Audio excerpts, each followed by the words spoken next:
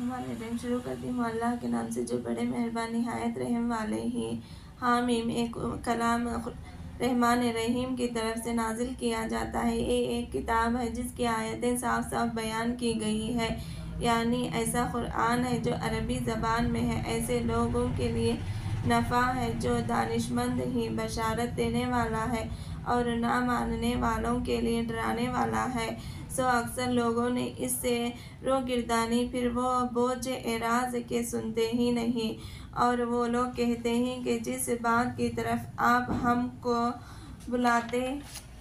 بلاتے ہیں ہمارے دل اس سے پردوں میں ہیں اور ہمارے کانوں میں ڈانٹ لگی رہی ہے، اور ہمارے اور آپ کے درمیان ایک حجاب ہے، سو آپ اپنا کام کیے جائیں، ہم اپنا کام کر رہے ہیں۔ آپ فرما دیجئے کہ میں بھی تم ہی جیسا بشر ہوں، مجھ پر یہ وحی نازل ہوئی ہے کہ تمہارے معبود ایک ہی معبود ہے، سو اس معبود برحق کی طرف سیدھا باندھ لو اور اس سے معافی مانگو،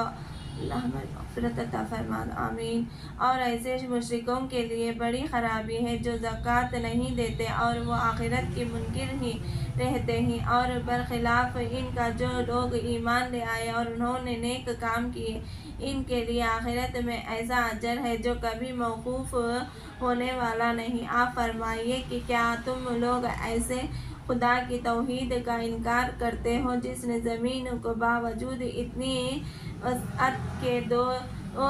روز میں پیدا کر دیا اور تم اس کے شریک ٹھہراتے ہو؟ یہی سارے جہاں کا رب ہے، اور اس نے زمین میں اس کے اوپر پہاڑ بنا دیے اور اس زمین میں فائدے کی چیزیں رکھی تھی، اور اس میں اس کے رہنے والوں کے غذائیاں تجویز کر دی۔ 4 دن میں ہوا جو شمار میں پورے ہی پوچھنے والوں کے لیے۔ پھر آسمان کے بنانے کی طرف توجہ فرمائے اور اس وقت دھوال ساتھ، سو اس نے اور زمین سے فرمایا کہ تم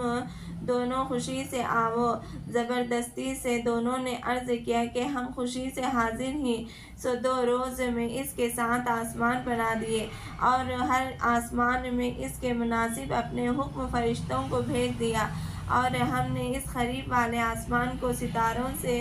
زینت دی اور طاق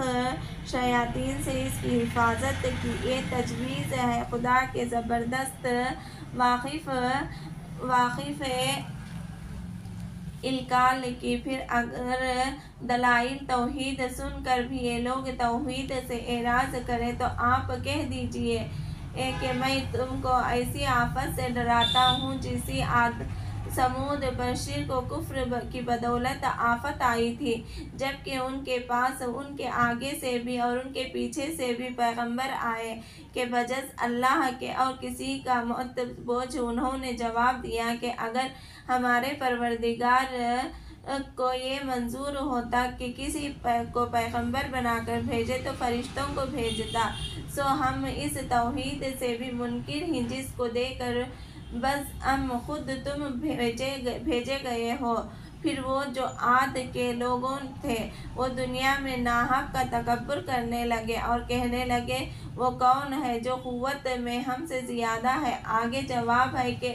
کیا ان کے لیے نظر نہ آیا کہ جس خدا کے ان کو خود پیدا کیا اور ان سے قوت میں بہت زیادہ ہے، اور ہماری آیتوں کا انکار کرتے رہے، تو ہم نے ان پر ایک ہوائے تند ایسے دنوں میں بھیجی جو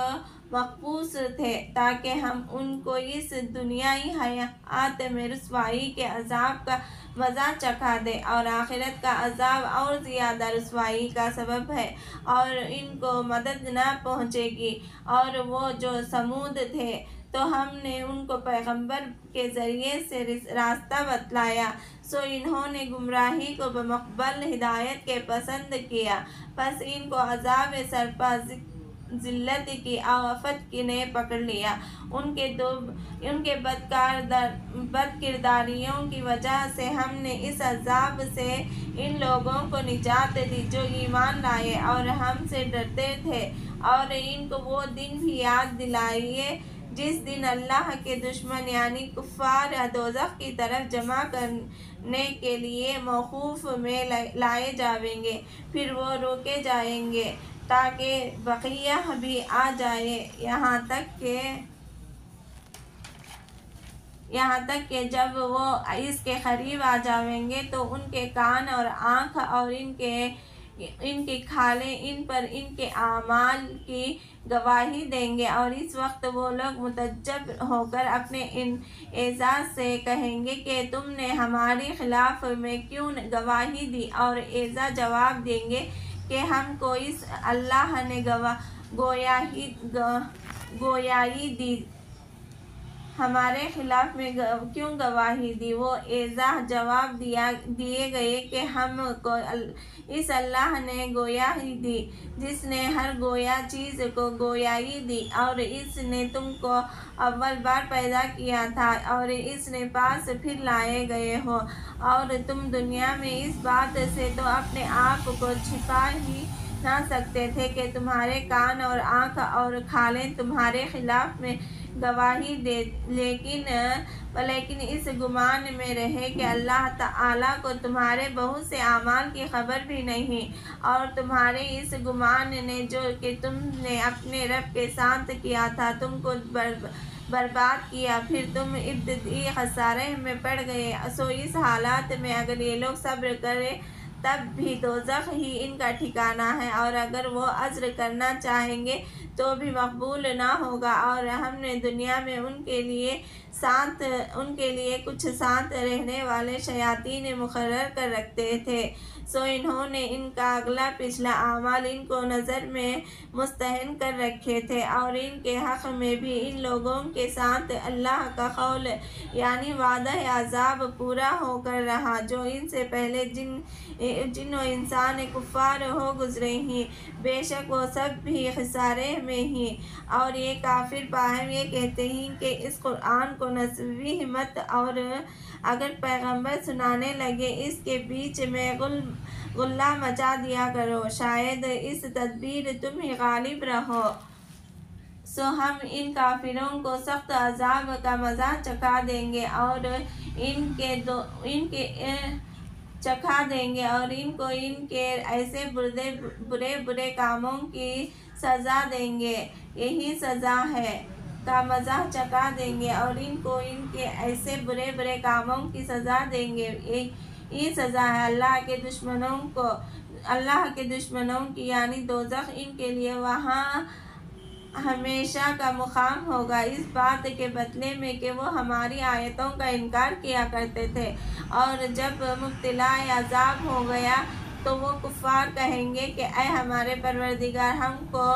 وہ دونوں شیاطین اور انسان دکھا دیجئے جنہوں نے ہم کو گمراہ کیا تھا، ہم ان کو اپنے پیروں کے تلے مل ڈالیں تاکہ وہ خوب ذلیل ہو۔ جن لوگوں نے دل سے اقرار کر لیا کہ ہمارا رب اللہ ہے، پھر اس پر مستقیم رہے، ان پر فرشتے اتارے گئے کہ تم نہ اندیشہ کرو اور نہ رنج کرو، اور تم جنت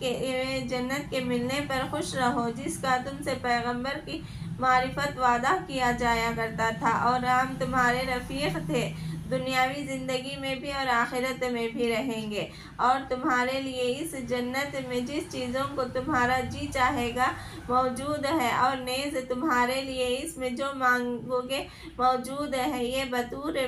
مہمانی کیے ہوں گے غفور رحیم کی طرف سے۔ اور اس سے بہتر کسی کی بات ہو سکتی ہے جو لوگوں کو خدا کی طرف بلائے اور خود بھی نیک اعمال کرے اور کہے کہ میں فرمان بردار ہوں، اور نیکی اور بدی برابر نہیں ہوتی بلکہ ہر ایک کا اثر جدا ہے۔ تو اب آپ مائے نیک برتاؤ بدی کو ٹال دیا کیجیے، پھر یکایک آپ میں اور جس شخص میں عداوت تھی وہ ایسا ہو جائے گا جیسا کوئی دلی دوست ہوتا، اور یہ بات انہی لوگوں کو نصیب ہوتی جو بڑے مستقل مزاج ہیں، اور یہ بات اسی کو نصیب ہوتی ہے جو بڑا صاحب نصیب ہے۔ اور اگر ایسے وقت میں آپ کو شیطان کی طرف سے کچھ وسوسہ آنے لگے تو فوراً اللہ کی پناہ مانگ لیا کیجیے۔ بلا شک وہ خوب سننے والا، خوب جاننے والا اور مجملہ اس کی قدرت توحید کی نشانیوں کی رات اور دن ہے۔ سورج اور چاند، پس تم لوگوں نے سورج کو سجدہ کرو اور نہ چاند کو، اور صرف اس خدا کو سجدہ کرو جس نے ان سب نشانیوں کو پیدا کیا۔ اگر تم کو خدا کی عبادت کرنا ہے، پھر اگر یہ لوگ تکبر کریں تو جو فرشتے آپ کے رب کے مقرب ہیں وہ شب و روز ان کی پاکی بیان کرتے ہیں اور وہ اس سے ذرا نہیں اکتاتے، اور بمکملہ اس کی قدرت توحید کی نشانیوں کی ایک یہ ہی کہ اے مخاطب تو زمین کو دیکھتا ہے کہ اور بمکملہ اس کی قدرت توحید کی نشانیوں کی ایک یہ ہے کہ اے مخاطب تو زمین کو دیکھتا ہے کہ وہی دبائی پڑی ہے، پھر جب ہم اس پر پانی برساتے ہیں تو وہ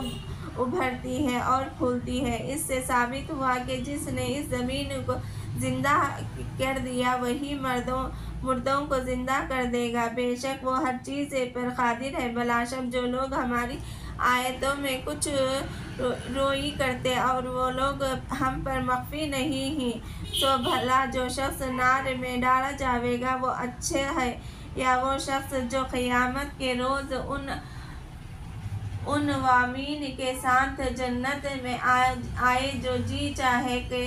وہ تمہارے سب کیے ہوا دیکھ رہا ہے۔ جو لوگ اس قرآن کا جب کہ وہ ان کے پاس پہنچا تھا انکار کیا کرتے ہیں، ان میں خود تدبیر کی کمی ہے، اور یہ قرآن بڑی باوقیت کتاب ہے جس میں غیر واقعی بات نہ اس کے آگے کی طرف سے آ سکتی ہے اور نہ اس کے پیچھے کی طرف سے۔ یہ خدائے حکم محمود کی طرف سے نازل کیا گیا ہے۔ آپ کو وہی باتیں تکذیب و ایذا کی کہی جاتی ہیں جو آپ سے پہلے رسولوں کو کہی گئی ہیں۔ آپ کا رب بڑی مغفرت والا اور دردناک سزا دینے والا ہے۔ اور اگر ہم اس کو عجمی زبان کا قرآن بناتے تو یوں کہتے کہ اس کی آیتیں صاف صاف کیوں نہیں بیان کی گئی۔ یہ کیا بات ہے کہ عجمی کتاب اور عربی رسول، آپ کہہ دیجئے یہ قرآن ایمان والوں کے لیے ہے تو رہنما اور شفا ہے، اور جو ایمان نہیں لاتے ان کے کانوں میں ڈانٹ ہے اور وہ قرآن ان کے حق میں نہ بیانی ہے۔ یہ لوگ بوجھ عدم انتقاء کے ایسے ہی کہ گویا کسی بڑی دور جگہ سے پکارے جا رہے ہیں کہ آؤ، انتفاع کے ایسے ہی کہ گویا کسی بڑے دور جگہ سے پکارے جا رہے ہیں کہ آواز سنتے ہوئے مگر سمجھتے نہ ہو۔ اور ہم نے موسیٰ علیہ السلام کو بھی کتاب دی تھی، سو اس میں بھی اختلاف ہوا، اور اگر ایک بات نہ ہوتی جو آپ کے رب کی طرف سے پہلے ٹھہر چکی ہے کہ پورا عذاب آخرت میں ملے گا، تو ان کا فیصلہ دنیا میں ہو چکا ہوتا، اور یہ لوگ اس کی طرف سے ایسا شک میں ہی جس نے ان کا تردد میں ڈال رکھا ہے۔ جو شخص نیک اعمال کرتا ہے وہ اپنے نفع کے لیے، اور جو شخص برا اعمال کرتا ہے اس کا وبال اس پر پڑے گا، اور آپ کا رب بندوں پر ظلم کرنے والا نہیں۔